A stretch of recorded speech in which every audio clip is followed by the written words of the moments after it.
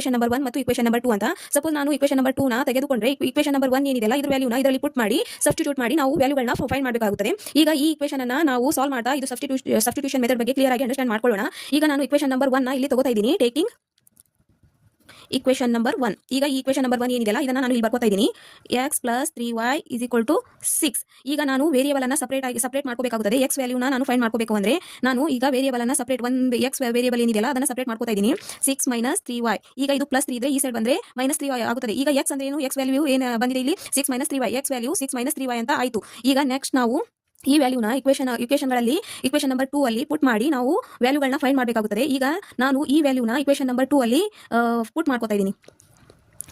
ನಾವು putting value of x in equation 2. ಈಗ ಇದು ಇಕ್ವೇಷನ್ ನಂಬರ್ 3 ಅಂತ ಬರೆದುಕೊಳ್ಳೋಣ. ಈ x ವ್ಯಾಲ್ಯೂ ಏನಿದೆಲ್ಲ ನಾನು ಇಕ್ವೇಷನ್ 2 ಅಲ್ಲಿ ಪುಟ್ ಮಾಡ್ಕೋತಾ ಇದ್ದೀನಿ. ಈಗ ಇಕ್ವೇಷನ್ ನಂಬರ್ 2 ನ ಇಲ್ಲಿ ಬರ್ಕೊಳ್ಳೋಣ. 2x - 3y = 12. ಇದು ಇಕ್ವೇಷನ್ ನಂಬರ್ 2. ಇದನ್ನ ನಾನು x ವ್ಯಾಲ್ಯೂನ ಈ ಇಕ್ವೇಷನ್ ಅಲ್ಲಿ ಪುಟ್ ಮಾಡ್ಕೋತಾ ಇದ್ದೀನಿ 2. ಈಗ x ಪ್ಲೇಸ್ ಅಲ್ಲಿ ನಾವು ಈ ವ್ಯಾಲ್ಯೂನ ಬರ್ಕೋಬೇಕಾಗುತ್ತದೆ. 6 - 3y ಮೈನಸ್ ಇಲ್ಲಿ ಈ x ಪ್ಲೇಸ್ ಅಲ್ಲಿ ನಾವು 6 - 3y ಬ್ರಾಕೆಟ್ ಅಲ್ಲಿ ಬರೆದುಕೊಂಡಿದ್ದೇವೆ. ಈಗ ನೆಕ್ಸ್ಟ್ ಈ ಇಕ್ವೇಷನ್ ಅನ್ನ ಇಲ್ಲಿ ಬರ್ಕೋಬೇಕಾಗುತ್ತದೆ. -3y = 12. ಈಗ 2 6 12 ಬರುತ್ತದೆ. ಮೈನಸ್ 2 3 6y ಬರುತ್ತದೆ. ನೆಕ್ಸ್ಟ್ ಇದು ಬ್ರಾಕೆಟ್ ಅಲ್ಲಿ ನಾವು ಇದನ್ನ ಮಲ್ಟಿಪ್ಲೈ ಮಾಡಿದ್ದೇವೆ. ಈಗ ನೆಕ್ಸ್ಟ್ ಇದನ್ನ ಬರ್ಕೋಬೇಕು. 3y = 12.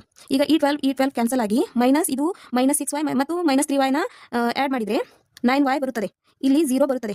ಮತ್ತೆ y = 0 ಡಿವೈಡೆಡ್ ಬೈ -9 ಬರುತ್ತದೆ. ಈಗ 0 ಡಿವೈಡ್ ಅಲ್ಲಿ ಇಲ್ಲಿ ಮಲ್ಟಿಪ್ಲೈ ಇದೆ -9 ಈ ಸೈಡ್ ಬಂದ್ರೆ ಡಿವೈಡ್ ಅಲ್ಲಿ ಬರುತ್ತದೆ. ಈಗ 0 ಡಿವೈಡ್ ಅಲ್ಲಿ ಯಾವುದೇ ಸಂಖ್ಯೆ ಬಂದ್ರೆ ಅದು 0ನೇ ಆಗುತ್ತದೆ.